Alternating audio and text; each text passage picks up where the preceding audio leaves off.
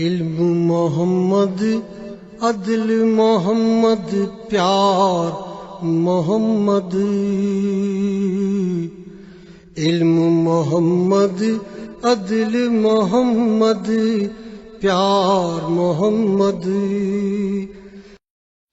ایک بات یہ بھی آتی ہے کہ بعض مقامات پر دیکھا گیا ہے کہ میت کو کفنانے کے بعد ان کے کفن پہ پھولوں کی چادر ڈال دی جاتی ہے. تو اس پر بھی کچھ سوالات آتے ہیں کہ یہ ڈالنا کیسا ہے. یہ تو صحابہ کرام رضوان اللہ تعالی علیہ مجمعین کے دور میں نہیں تھا.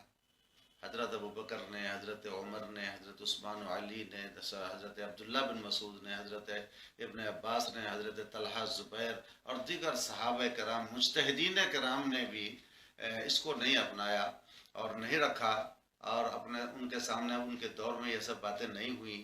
تو آج یہ پھولوں کی چادر ڈالنا یہ ایک رسم بد ہے یا بدعت قبیحہ ہے، اس کو نہیں ڈالنا چاہیے. تو اس سلسلے میں کیا رہنمائی ملتی ہے ہمیں شریعت کی جانب سے؟ تو جواباً عرض ہے کہ دیکھیے، ایک بات تو یہ ذہن میں رکھیں کہ صحابہ کرام رضوان اللہ تعالی علیہ مجمعین کا کوئی کام نہ کرنا، اس بات کو اچھی طرح ذہن میں رکھیں. صحابہ کرام کا کسی کام کو نہ کرنا اس بات کی دلیل نہیں ہے کہ وہ کام ناجائز ہے. کسی کام کا ان کا نہ کرنا اس بات کی دلیل نہیں ہے کہ وہ ناجائز ہے.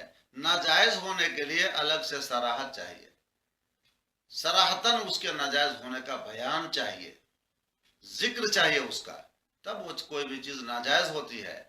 تو اس لیے یہ دلیل پکڑنا کہ صحابہ نے نہیں کیا تو وہ ناجائز ہو جائے، تو یہ تو بالکل غلط بات ہے اور عامیانہ خیال ہے.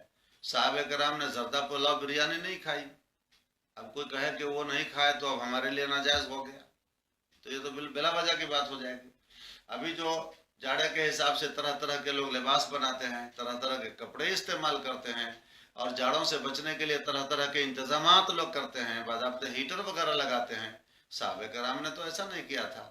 تو اب کوئی کہے کہ صحابہ نے جو کام نہ کیا اس کام کا کرنا ہمارے لیے بدعت ہو جائے، ناجائز ہو جائے، تو یہ تو جہالت والی بات ہوگی، مزاج شرع سے خلاف بات ہوگی، اور یہ اسلام پر زیادتی ہوگی.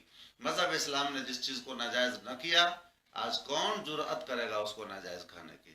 ہاں، تو اس کو ہم پھر یہ کہہ سکتے ہیں کہ پھولوں کی چادر ڈالنا بے شک صحابہ کرام سے ثابت تو نہیں ہے، مگر یہ بات تو حضور علیہ السلام کی زبان سے ثابت ہے کہ جتنی بھی تر چیزیں ہیں، جتنی بھی تر چیزیں ہیں، نباتات، پیڑ پودے، پتیاں، گھاس، پھول وغیرہ، یہ ساری کی ساری چیزیں اللہ تبارک و تعالیٰ کی تسبیح پڑھتی ہیں.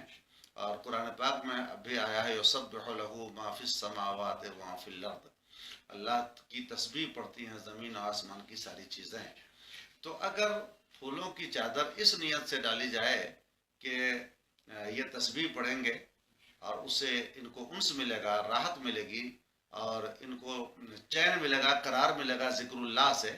الا بذکر اللہ تطمئن القلوب، یہ آیت کریمہ ہے کہ اللہ کے ذکر سے قلوب کو اطمینان نصیب ہوتا ہے. تو ظاہر بات ہے کہ جب یہ پھول جو تر ہے اگر وہ اللہ کی تسبیح پڑھیں گے تو ضروری لازم ہے کہ میت کی روح کو سکون ملے گا، قرار ملے گا، راحت نصیب ہوگی اور رحمت نصیب ہوگی. تو اس لیے اس نیت سے ڈال سکتے ہیں، ڈالنے میں کوئی حرج کی بات نہیں ہے. اور اس کا ایک حوالہ بھی آتا ہے کہ عالمگیری میں آیا ہے، جو فتویٰ ہندیہ جس کو کہتے ہیں، وضع الورد والریاحین علی القبور حسن، گلاب ڈالنا اور پھولوں کو قبر پر ڈالنا حسن ہے. کیوں حسن ہے؟ کیونکہ یہ اللہ کی تسبیح پڑھتی ہیں. تو جب قبر پر ڈالنا اس لیے حسن ہے کہ وہ اللہ کی تسبیح پڑھتی ہیں، تو پھر مردے کو اس وقت بھی تسبیح کی ضرورت ہے جب ان کو لے جایا جا رہا ہے. تو اس لحاظ سے دیکھا جائے تو اس میں ڈالنے میں کوئی قباحت نہیں ہے، مگر نیت وہ ہونا چاہیے.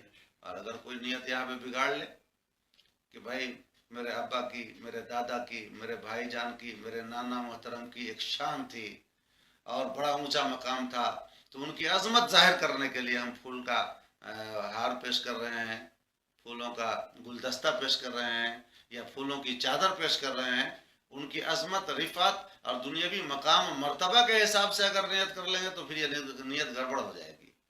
نیت یہ ہونا چاہیے کہ ہم اس لیے ڈال رہے ہیں تاکہ یہ اللہ کی تسبیح پڑھیں گے اور مردے کو اس سے راحت نصیب ہوگی.